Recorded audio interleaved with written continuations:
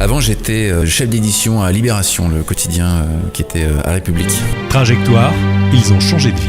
Et puis voilà, je suis passé du journalisme à la fromagerie. J'ai activé un vieux projet à l'occasion du départ du journal. Voilà. Sébastien a lâché sa carte de presse. Pour faire du fromage, c'est un vieux projet que j'avais. Je m'étais toujours dit, si j'arrête le journalisme, je fais du fromage. J'ouvre une fromagerie. Et puis voilà, je suis un peu investi à Pantin dans des assos et tout ça. Et pour moi, c'était évident que c'était à Pantin qu'il fallait le faire. Et parce qu'il y avait un besoin, et parce que un commerce, c'est un lieu dans la ville, c'est un lieu dans la cité. Et je me voyais pas faire ça ailleurs qu'à Pantin, quoi. Donc voilà, j'ai mis un an et demi pour monter le projet, puis obtenir le local, et puis monter tout ça. Une nouvelle page, mais personnelle celle-là, s'ouvre. Mais pourquoi une fromagerie ?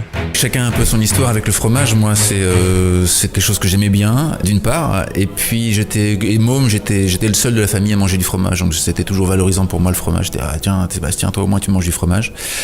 Et puis, après, on est journaliste, on raconte des histoires, on s'intéresse aux gens. Et puis, le fromage, c'est ça aussi, c'est raconter plein d'histoires, et du fromage, et des gens qui le font. C'est aller voir des producteurs, c'est un peu, c'est une façon de s'ancrer aussi dans le réel. Et puis c'est quelque chose qui est très bon, et moi je voulais aussi qu'il y ait des bonnes choses à manger à Pantin et pas que les grandes surfaces pour proposer du fromage. Donc c'est tout, j'ai cumulé tout ça en faisant un truc dans ma ville autour d'un aliment que j'aime bien et puis qui évoque ça. En plus, quand on ouvre un fromage à table, les gens se disent c'est quoi ton fromage, c'est trop bon, voilà. L'histoire contemporaine du journal Libération est aussi liée aux attentats. Est-ce que ça a compté ? Moi j'étais assez touché évidemment, mais à chaque fois on se dit que ça pourrait pas arriver là où on est. Et puis on n'était pas aussi, je pense, pas tous aussi radicaux qu'à Charlie, à tous, en tout cas on assumait moins de choses.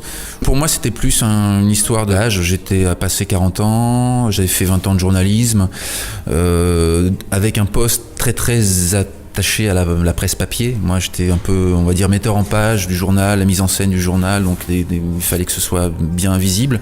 Et aujourd'hui la presse papier se vend moins, on va sur le net, et sur le net toutes les pages se ressemblent, et voilà, c'est un écran de 780 pixels avec une photo et du texte en dessous. Donc mon métier avait beaucoup moins d'intérêt, et voilà, du coup je me suis dit, parti comme c'est parti, peut-être que dans 5 ans mon métier n'existera plus, en tout cas vraiment plus du tout comme j'ai envie de le faire.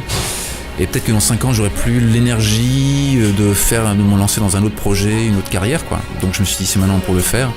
Et puis effectivement, il y avait un plan social à Libération en ce moment-là, et voilà, j'en ai profité pour activer ce projet. Ouais.